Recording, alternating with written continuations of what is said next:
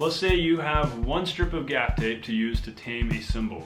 Where on the cymbal should you put that piece of gaff tape, or should you put it anywhere at all? Let's find out.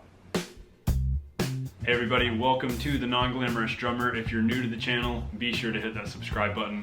Now let's jump down to the kit and do some cymbal taping.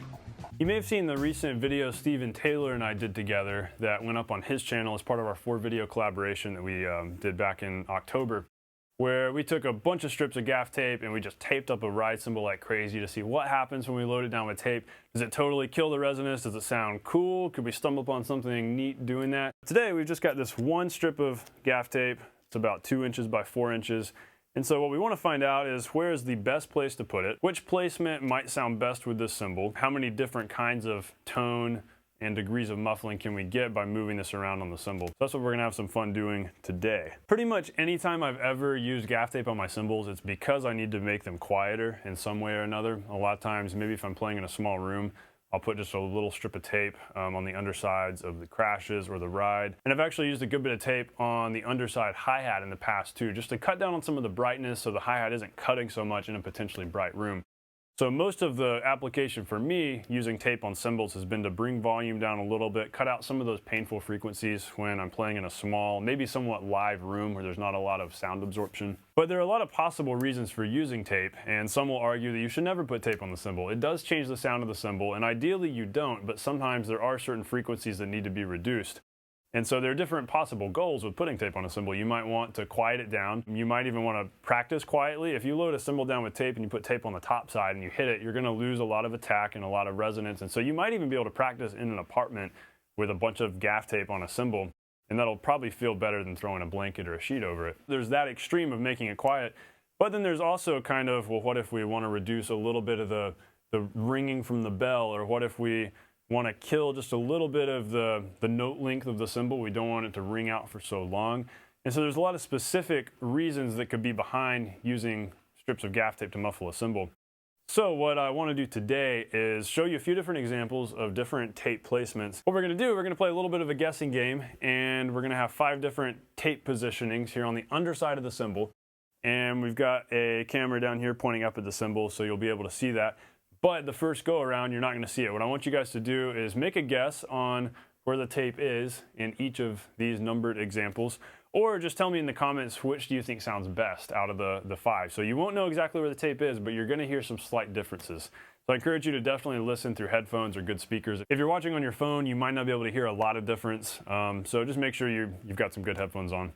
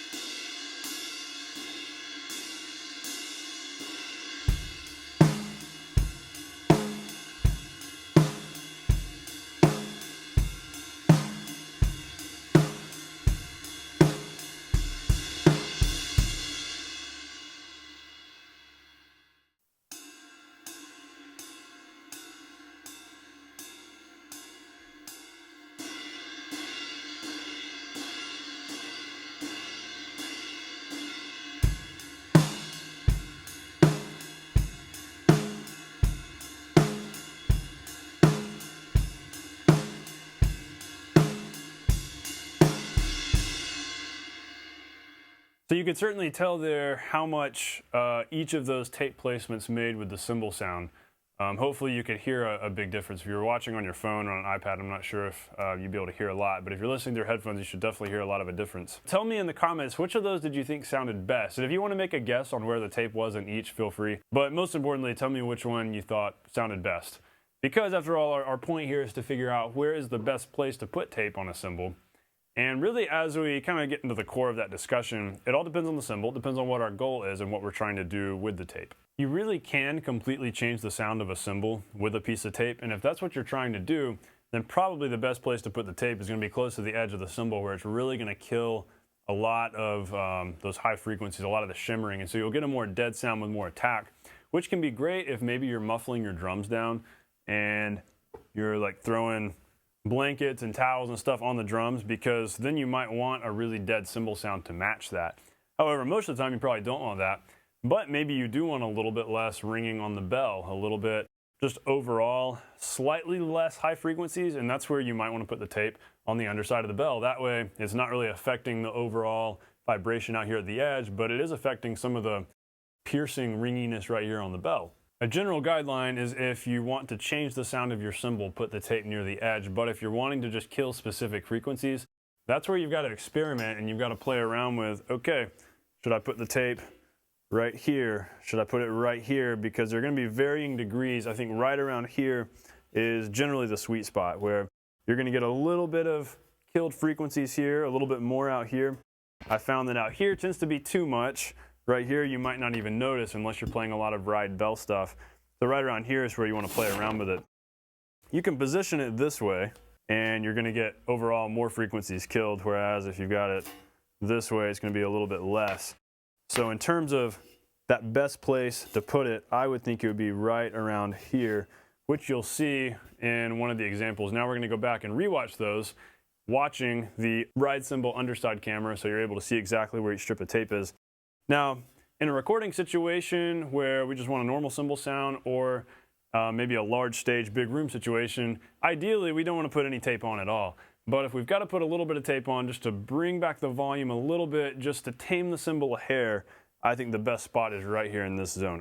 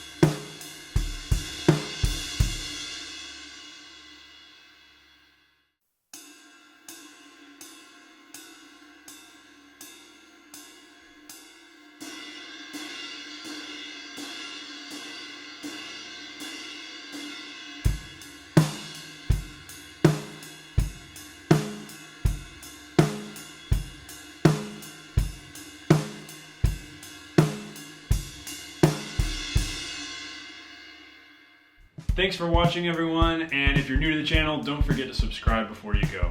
Until next time, Happy New Year to all of you guys. It's hard to believe this is already the last video of 2018. I'm really excited about a lot of the things I have planned for 2019. There's going to be some exciting announcements coming out soon, so stay posted for that. So until next time, I will see you in 2019, which is next Friday.